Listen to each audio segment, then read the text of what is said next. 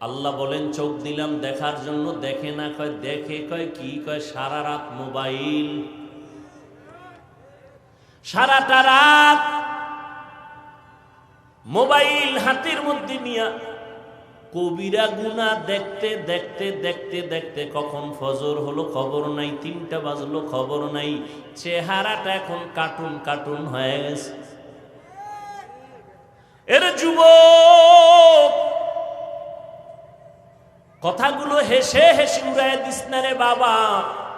অল্প দিন অপেক্ষায় থাক, যদি ফিরে না যাও বিছানায় পঙ্গু হয়ে থাকবি। এত তাড়াতাড়ি মরবি না, কষ্ট পেয়ে মরবি, লিখে রাখ। এই মোবাইল তোর ইমান নিল, তোর আমল নিল, তোর কেয়ামতের ফিডা তো আছেই, কিন্তু এছাড়া তোর নগদ ক্ষতি কি? চোখের পাওয়ার নাই, কানের পাওয়ার নাই, হার্ট দুর্বল, ব্রেন দুর্বল, শরীর ব্যথা, মেধা দুর্বল হয়ে গেল এই মোবাইলের কারণে। সারা দুনিয়ার চিকিৎসা বিজ্ঞানীরা একমত, আল্লাহর পক্ষ থেকে মানুষের শরীরটা সুস্থ রাখার জন্য আল্লাহ একটা মহা ঔষধ দিয়েছেন, ফ্রি রাতের ঘুম। আর এটাকে নষ্ট করলি বান্দা তুই কবিরা গুনাহ করে মোবাইল দিয়া।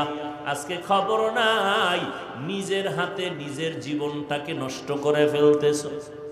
জীবন শেষ, যৌবন শেষ, কানের মধ্যে গানের তার লাগায় ঘুমাও। আজরাইল ঘুমের ঘরে আসতে পারে না বাধা আছে? সেই যদি দেখে গানের তার কানে লাগানো, মুসলমানের বাচ্চা হয়ে একটু জবাব দে, কি আল্লাহর কাছে কি জবাব দিবি? বেঈমানেরে বুঝাইলে ওরা বুঝতো, মুসলমানেরে বুঝানো যাইতেছে না, কারণ এরা আমগো থেকে মহাপণ্ডিত। মহাপণ্ডিত না হইলে আমাদের ভুল ধরে কেমনে? কিন্তু খ্রিস্টানগো গির্জায় গিয়া, হিন্দুদের মন্দিরে গিয়া যদি আমি বয়ান করতাম, 6 মাস 12 মাস লাগতো না, 6 মাসের বয়ানে ওরা সব মদিনার আশেক হয়ে যেত, মুসলমান হয় নাই। মহামারী করোনায়ও এগো ঘাড় সোজা হয় নাই। আল্লাহ হেদায়াত দান করুন। আল্লাহ বলেন কান দিলাম শোনার জন্য, বান্দা যা শুনতে বলেছি তা শুনে না। কোরআনের আওয়াজ শুনো, সওয়াব। আমি তেলাওয়াত করলে যা সওয়াব পাবো, তুমি শুনলে সমান সওয়াব পাইবা।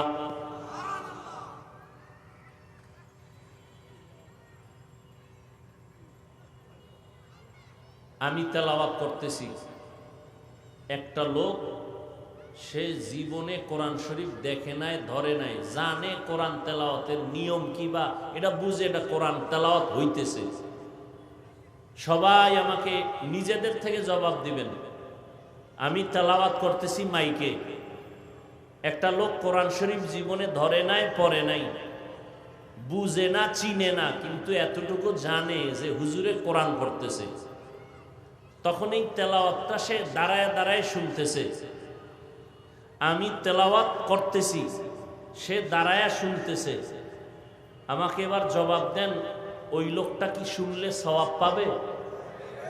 হ্যাঁ, কেন বলেন? কোরআন না জানিয়ে পড়লে, শুনলে লাভ নাই। হ্যাঁ,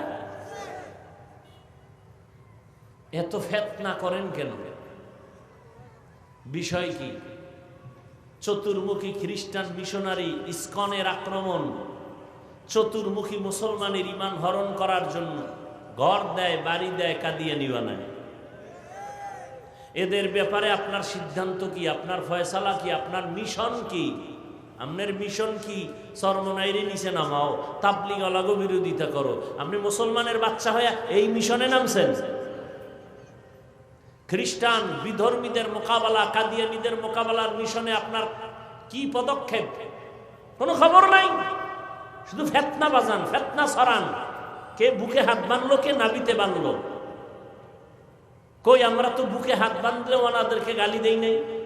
আপনি কেন নাবির নিচের হাত নিয়ে টানাটানি করেন? আমি 5 কল্লি টুপি মাথায় দিয়ে তো ভিন্ন টুপিওয়ালাকে গালি দেই নাই। আপনি কেন এটার দিকে তাকায় বাঁকা নজরে দেখেন? আমি তো কওমি মাদ্রাসায় পড়ে স্কুল কলেজ আলিয়ার বিরুদ্ধে বলি নাই। আপনি কেন কওমির বিরুদ্ধে এত অ্যালার্জি করেন? কি বিষয় কি? কি চান আপনি? এদেশে কোনো মুসলমান থাকবে না, আপনি থাকবেন? ভুল ছাড়া কোনো মানুষ নাই, গুণও আছে, দোষও আছে। দোষটা তো ধরায় দিবেন, কাছে টানবেন, বুকে লাগাবেন, আপনি দূরের থেকে ঢিল মারবেন, এটা কোন মদিনাওয়ালার আদর্শ? আপনি বিরুদ্ধে লেখবেন, এটা কোন মদিনাওয়ালার আদর্শ? কি শিখছেন জীবনে? আজকে মুসলমান বেশি, তাবলিগ বেশি, পীর মুরিদি বেশি, মাদ্রাসা বেশি, আলেম ওলামা নাস্তিক হাতে গোনা কয়েকটা। আজ আমরা সব এক থাকলে বেঈমানরা কথা বলার আগে অনুমতি নিয়ে কথা বলতো। আল্লাহ হেদায়াত দান করুন। ফিতনা ছড়ায়, শুধু ফিতনা ছড়ায়। আপনি তারাবি 8 রাকাত পড়ছেন, আমি 20 রাকাত পড়েছি, এখানে দ্বন্দ্বের কি আছে?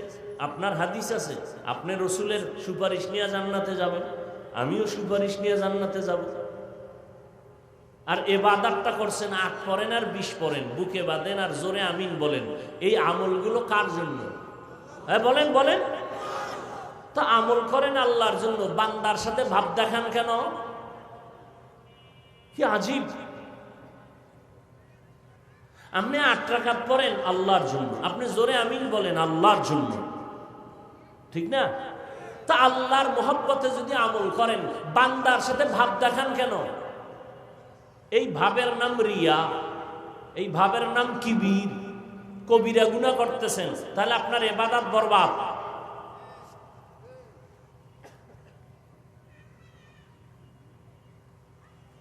আল্লাহ হেদায়াত দান করুন। রাগ করলেন, বলার দায়িত্ব আমার, মানবেন কিনা সে দায়িত্ব আপনার। আমি 8 রাকাতের বিরুদ্ধে বলছি, আপনি কেন 20-এর বিরুদ্ধে বলেন? কি এদেশের আলেম ওলামারে ছাগল মনে করতেছেন আপনি?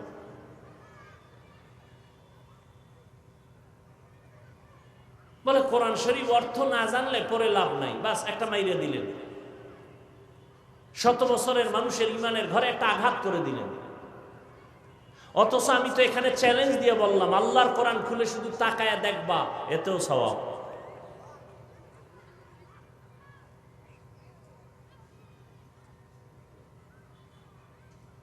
আল্লাহ আমাদের সব ভাইকে হেদায়াত দান করুন। কান দিলাম শোনার জন্য, বান্দা শুনে না। শুনে কি গীবত, শুনে কি অন্যের মারার পরিকল্পনার আওয়াজ, শুনে বেগানার আওয়াজ, বেগানার আওয়াজ। এই জন্য আল্লাহ বলেন এই মানুষগুলো, এরা মানুষ না, কয় কি? কয় এরা চতুষ্পদ জানোয়ার। আল্লাহ কয় না না না না, এর থেকেও খারাপ, বালহুম আদল, এরা চতুষ্পদ জন্তু থেকেও নিকৃষ্ট। যেই মানুষের এত মর্যাদার বয়ান শুনাইলাম কোরআন দিয়া, এখন এই আয়াত সূরা আরাফ 9 পারা, আল্লাহ এখানে বলে মানুষ হলো চতুষ্পদ জানোয়ার না, কুত্তা, শুয়ার, শূকর, এই গরু এর থেকেও খারাপ। কেন? কুকুরের থেকে মানুষ খারাপ কেন? কুকুরের মধ্যে কিছু সুন্দর গুণ আছে, এটা মানুষের মধ্যে নাই। কুকুর জীবন দিবে, মালিকের সাথে বেয়াদবি করবে না। কয় টাকা বেতন পায় কুকুর মালিকের থেকে? মোড়ো কোনো বেতন নাই, পায় গালি আর লাথি। এরপরও কুকুর মালিকের কতটা শ্রদ্ধা করে, বাড়ি পাহারা দেয়। আর তুমি আমার মালিক আল্লাহর থেকে কি না পাইছো? আল্লাহর দেওয়া সূর্যের আলো ভোগ করতেছো, বাতাস ভোগ করতেছো, আল্লাহর দেয়া জমিন ভোগ করলা, আল্লাহর দেয়া নদীর মাছ খাইতেছো, সব আল্লাহর দেয়া গাছের ফল। মজা কইরা লিচু খাও, কাঁঠাল খাও, এই মজা কে দিছেন একবারও তার নিয়ে চিন্তা করলা না, আলহামদুলিল্লাহ বললা না। তোমার মতো নিমখ আর আমার কেউ নাই। তুমি কুত্তা না, আল্লাহ কয় তুমি 4 পাওয়ালা জানোয়ার থেকেও খারাপ।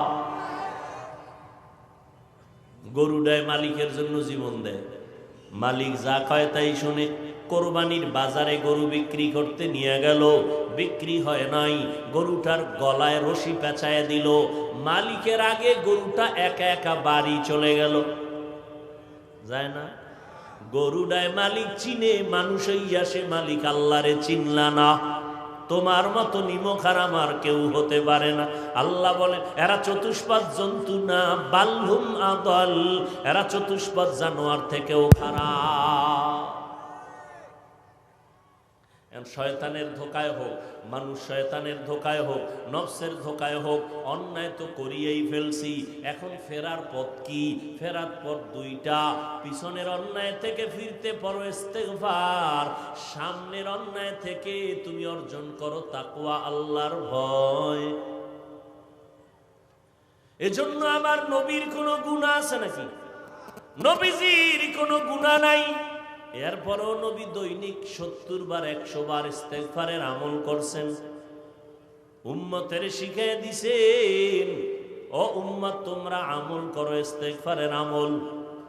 ও আল্লাহর বান্দারা, রাতের পরে সূর্য উঠলে যেমন রাত আর থাকে না, বান্দা যখন ইস্তেগফারের আমল করে আমল নামায় কোনো গুনাহ থাকে না। আল্লাহ বলেন আমি পরীক্ষা করব। পাস করার জন্য পুঁজি লাগবে ধৈর্য। ওই ধৈর্যে নামের পুঁজিটা না থাকলে পাস করা সম্ভব না। 5টা জিনিসের দ্বারা পরীক্ষা করব। ধৈর্য ধারণ করতে যদি পারো, তোমার জন্য মহা সুসংবাদ, দুনিয়াতে একটা পুরস্কার দিব, আখিরাতে একটা বড় পুরস্কার দিব। দুনিয়ার বড় পুরস্কার ধৈর্য ধারণকারীর জন্য আমি আল্লাহ নিজে তার বন্ধু হয়ে থাকবো। يا أيها الذين آمنوا استعينوا بالصبر والصلاة إن الله مع الصابرين।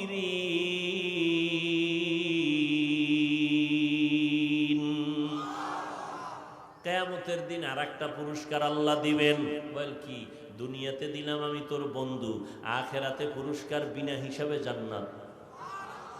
ইন্নামা ইউওয়াফাস সাবিরুনা আজরাহুম বিগাইরি হিসাব।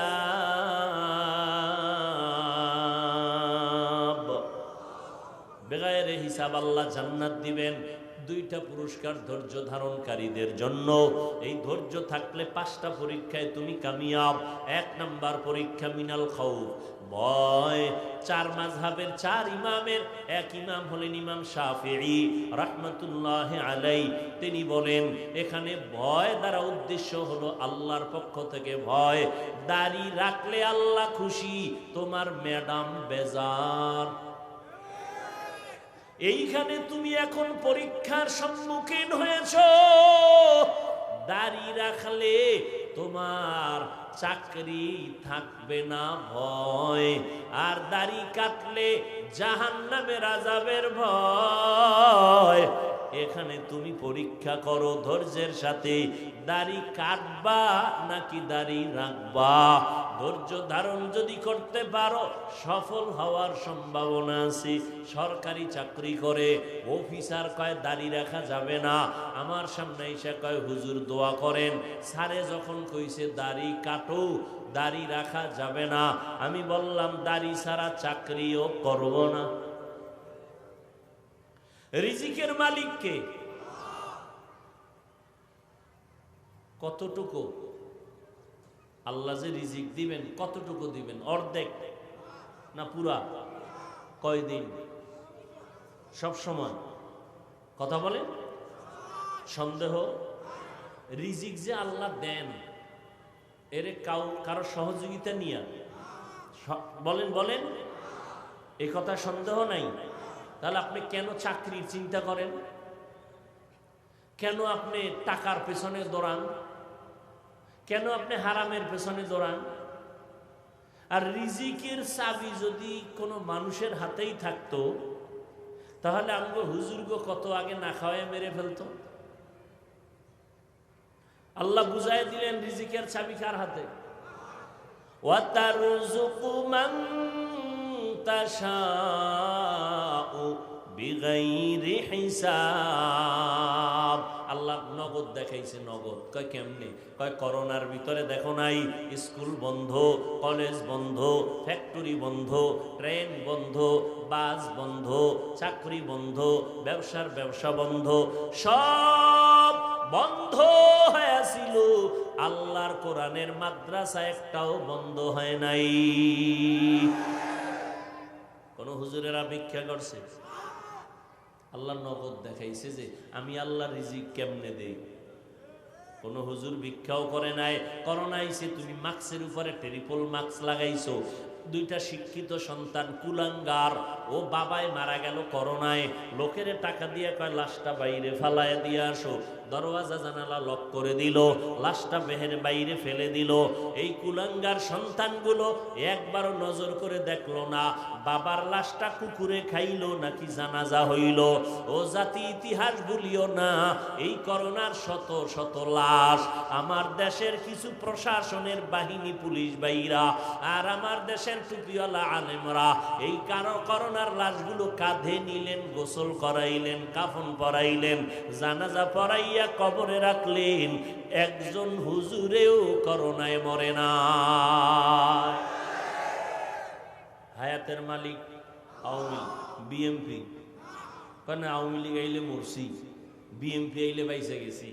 তাহলে আওয়ামী লীগ মরণের মালিক, বিএমপি হায়াতের মালিক। বাজে কথাগুলো কেন? ও আল্লাহর বান্দারা, রিজিকের মালিক আমার আল্লাহ, হায়াতের মালিক আমার আল্লাহ, মৃত্যু দেওয়ার মালিক আমার আল্লাহ। আল্লাহ যে বাঁচানের মালিক, মইরা গেছে বইলা এমন ভাবে ওরে জবাই করছে, মইরেই গেছে, ওরা চলে গেছে। পথিক রাস্তা দিয়া দেখা দৌড়ায় হসপিটালে নিল, লোকটা বেঁচে গেছে। বাঁচানের মালিককে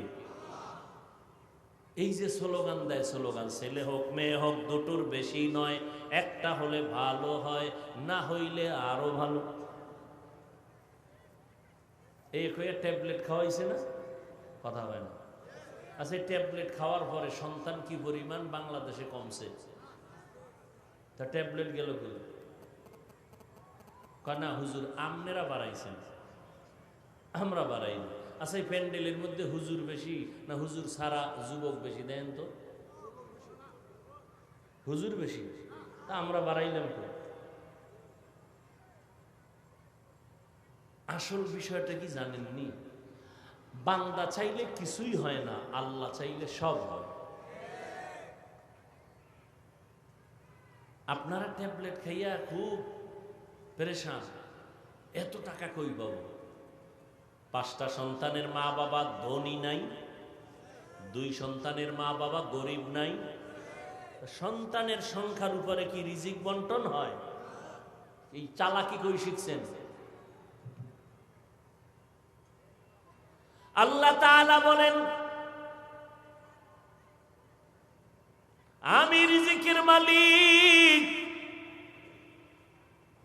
দুনিয়ায় কেউ কাউকে রিজিক দিতে পারে না। আমি ধনী বানাই, আমি গরিব বানাই, আমি আল্লাহ পাক রব্বুল আলামিন রিজিকের কন্ট্রোল পাওয়ার হাতে রাখছেন, যে কারণে আমার নবী দোয়া করলে উহুদ পাহাড় স্বর্ণ হয়, কিন্তু সেই নবী পেটে পাথর লাগায়া দিনের কাজ করে। ইয়া আইয়ুহান নাস আনতুমুল ফুকারা ইলাল্লাহ ওয়াল্লাহু হুয়াল গানিয়্যুল হামিদ।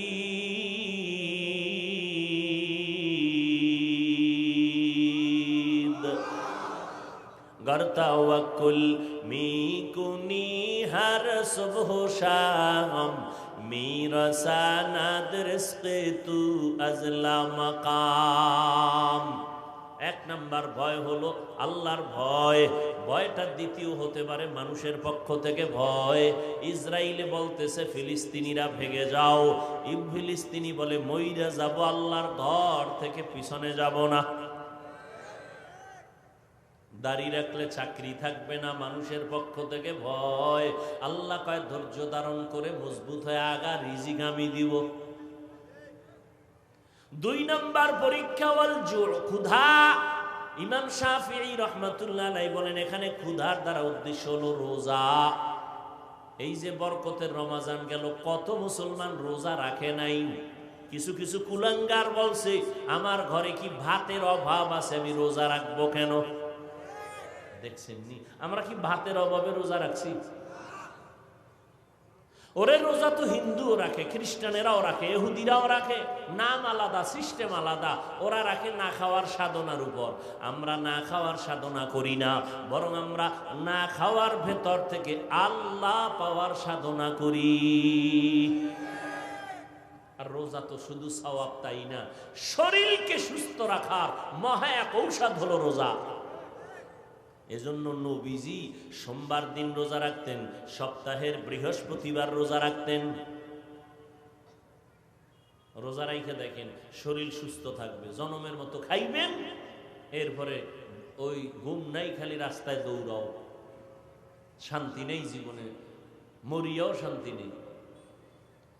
আল্লাহ তাআলা ক্ষুধার দ্বারা পরীক্ষা নিবেন। 3 নাম্বার সংক্ষেপ বলি, 3 নাম্বার মালের ঘাটতি। ইমাম শাফিঈ রাহমাতুল্লাহ আলাইহি বলেন মালের ঘাটতি দ্বারা উদ্দেশ্য হলো যাকাত। কিয়ামতের আগে ধনীরা যাকাত দিবে না, মনে করবে এটা জরিমানা। আমি তো আল্লাহর কসম করে বলি, যাকাত এই জমিনে যদি বড় লোকেরা ঠিক মতো না দেয়, ততদিন পর্যন্ত দারিদ্র বিমোচন হবে না। আর যাকাত যেদিন থেকে ঠিক মতো দিবে, হিসাব করে পাই পাই করে, ওদিন থেকে দারিদ্র বিমোচন আর থাকবে না। আল্লাহ মালের ঘাটতি দিয়া পরীক্ষা নিবেন, মাল দিবেন, নিয়ে যাবেন। 3 নাম্বার, 4 নাম্বার হলো জীবনের ঘাটতি। ইমাম শাফিঈ রাহমাতুল্লাহ আলাইহি বলেন এখানে উদ্দেশ্য হলো অসুস্থতা। আল্লাহ তাআলা সুস্থতা রাইখা আবার অসুস্থ বানায় দিবেন। ও বান্দা, ধৈর্যের সাথে তুমি আগায় যাও, আল্লাহর সাহায্য কামনা করো, নামাজ ঠিক মতো আদায় করো, মা বাবার খেদমত করো। এরে নবীর উম্মত, 5 নাম্বার হলো ফলের ঘাটতি। ফল দ্বারা ইমাম শাফিঈ বলেন সন্তান। আল্লাহ তাআলা সন্তান দান করেছেন। কোরআন শরীফে আল্লাহ নারীদেরকে ফসলের ক্ষেত বলেছেন, আর ওই ক্ষেতের ফসল হলো সন্তান। সন্তান তোমার জন্য পরীক্ষা। ইন্নামা আমওয়ালুকুম ওয়া আওলাদুকুম ফিতনাহ। এই পরীক্ষায় পাশ করার জন্য লাগবে ধৈর্য। এরে যুবক, এতক্ষণ তোমাদেরকে চিল্লাইয়া বয়ান শুনাইলাম, একবারও কিন্তু বলি না স্কুল ছেড়ে দাও, আমগো মতো হুজুর হইয়া যাও। না, স্কুলে পড়ো আলহামদুলিল্লাহ, কলেজে পড়ো আলহামদুলিল্লাহ, চাকরি করো আলহামদুলিল্লাহ, ব্যবসা করো আলহামদুলিল্লাহ। তোমার হুজুর হওয়ার দরকার নাই, তুমি মদিনাওয়ালার আশেক হয়ে যাও। 5 বেলার নামাজ পড়ো। ও বাবা, মদিনার নবীর তরিকায় আলেমকে শ্রদ্ধা করো, মা বাবার দোয়া নিয়ে চলো, মুরব্বীদের সাথে বেয়াদবি করবা না, শিক্ষকদের সাথে বেয়াদবি করবা না, আল্লাহর মোহাব্বত নিয়ে চলতে থাকো। এরে নবীর উম্মত, এবার বলবা কেমনে সম্ভব? একটু নজর করে দেখো, তোমার মতো যুবক জীবনে মাদ্রাসায় পড়ে নাই, স্কুল কলেজে পড়ে, র্যাব, আর্মি, পুলিশ, বিডিআরের চাকরি করে, OC, DC SP, chairman, member, MP. বলো 5 বেলার নামাজি আছে না নাই? এবার আর কিছু দরকার নাই, তুমি নিজেরে বুঝাও তুমি কেন পারবা না। তোমার মতো যুবক রাস্তায় গাড়ি চালায়, নামাজ ছাড়ে না, তুমি কেন পারো না? তোমার মতো যুবক কৃষি কাজ করে, নদীতে মাছ ধরে, নামাজ ছাড়ে না, তুমি কেন পারবা না? তোমার মতো যুবক এত কষ্টের কাজ করিয়াও নামাজ ছাড়ে না, তুমি কেন পারবা না? ও যুবক, তোমার মতো যুবক সন্তান চাকরির সিঁড়িতে বইয়াও নামাজ ছাড়ে না, তুমি কেন পারো না রে বাবা? এখন থেকে তওবা করে নাও, মা বাবার সাথে বেয়াদবি করবা না, শিক্ষকের সাথে করবা না, মুরব্বীদের সাথে করবা না, উলামায়ে কেরামের পরামর্শ নিয়া নবীজির সুন্নাত অনুযায়ী চলবা। ডাক্তার হও, ইঞ্জিনিয়ার হও, প্রফেসর হও, ইনশাআল্লাহ তোমার সম্মান বেড়ে যাবে। মানুষ অন্তর দিয়া দোয়া করবে। নামাজটা ছাড়িও না, মানুষের হক নষ্ট করবা না, মানুষের ক্ষতি সাধন করবা না। ও মুরব্বীরা, আপনারাও তওবা করেন। আপনার মতো কত বুড়ারা এখনো মসজিদে গিয়া কষ্ট করে নামাজ পড়ে, আপনি কেন পারবেন না? ও পর্দার আড়ালের মা বোনেরা, আপনার মতো কত মা বোন পর্দা করে, স্বামীর মাল হেফাজত করে, 5 ওয়াক্ত নামাজ পড়ে, অভাব নাই। আপনারা কেন পারবেন না? তওবা করে নেন। আল্লাহ হায়াতের মালিক, রিজিকের মালিক, মৌত দেওয়ার মালিক। ওই আল্লাহর কাছে তওবা করেন। মনে মনে বলেন, ও আল্লাহ, আর নামাজ ছাড়ব না, বেপরদায় চলব না, মা বাবাকে কষ্ট দিব না, ওলামায়ে কেরামের বিরুদ্ধে যাব না, নবীর তরিকা মেনে চলব। আল্লাহ আমাদের সবাইকে খাঁটি তওবাওয়ালা বানায় দেন। তওবার উপরে মজবুত হইয়া মৃত্যু পর্যন্ত চলার তৌফিক আমাদের দান করেন। আমিন। আলহামদুলিল্লাহি রাব্বিল আলামিন। والصلاة والسلام على سيد الأنبياء والمرسلين وعلى آله وأصحابه أجمعين يا أرحم الراحمين يا أرحم الراحمين يا أرحم الراحمين رب ارحمهما كما ربياني صغيرا اللهم إنك عفو كريم تحب العفو فاعف عنا اللهم إنا نسألك رضاك والجنة ونعوذ بك من سخطك والنار اللهم إنا نعوذ بك من البرص والجنون والجذام وسيء الأسقام رب العالمين প্রচন্ড কষ্ট, প্রচন্ড প্রতিকূল আবহাওয়া, এর মধ্যে আপনার গোলামরা আপনাকে ভুলে নাই। ওলামায়ে কেরাম, মুরব্বী, হাজী সাহেব, ব্যবসায়ী, চাকরিজীবী, যুবক, ছাত্র, পর্দার আড়ালের মা বোনেরা হাজির হয়েছেন। আয় আল্লাহ, মেহেরবানি করে আয়োজন কবুল করে নেন, সকলের সহযোগিতা কবুল করে নেন, সবার জীবনের গুনাহগুলো মাফ করে দেন। আয় আল্লাহ, আদওয়ালা জিন্দেগি দান করেন, মা বোনদের পর্দা নিশি আবেদা বানায় দেন, সন্তানগুলো নেককার বানায় দেন, লেখাপড়া যারা করে পরীক্ষার্থী কামিয়াবি দান করেন, সারা দুনিয়াবাসীকে মাফ করে দেন। আয় আল্লাহ, ফিলিস্তিনের মুসলমানদের উপরে রহমতের চাদর বিছায়া দেন, ইসরায়েলের জালেমদের জুলুম থেকে হেফাজত করেন। আয় আল্লাহ, বিদেশের ঘরে যারা চাকরি ব্যবসা করে হেফাজত করেন, বাংলাদেশ শান্তির দেশ বানায় দেন। আয় আল্লাহ, মুসলমানদের ঈমান আমলকে মজবুত করে দেন, বিভিন্ন শয়তানের ধোকায় পড়ে ঈমান থেকে দূরে যেন কেউ সরে না যায়, ইসলাম ধর্ম থেকে যেন আলাদা না হয়, সবাইকে এক হয়ে চলার তৌফিক দান করেন, উলামায়ে আহলে হকের বিজয় দান করেন, বাতিলের মোকাবেলায় বিজয় দান করেন।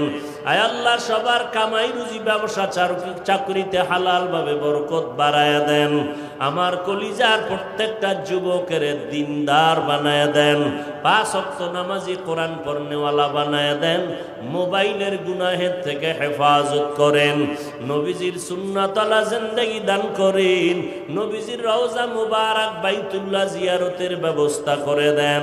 আয় আল্লাহ, দিলের নেক আশা পূরণ করে দেন, ইলম হিকমত আমলে বরকত দান করেন, মুখালেফের মুওয়াফিক বানায়া দেন, মিথ্যা মামলা থেকে চিরতরে মুক্তির ব্যবস্থা করে দেন। আয় আল্লাহ, জাহেরি বাতিনি দুশমনদের চক্রান্ত থেকে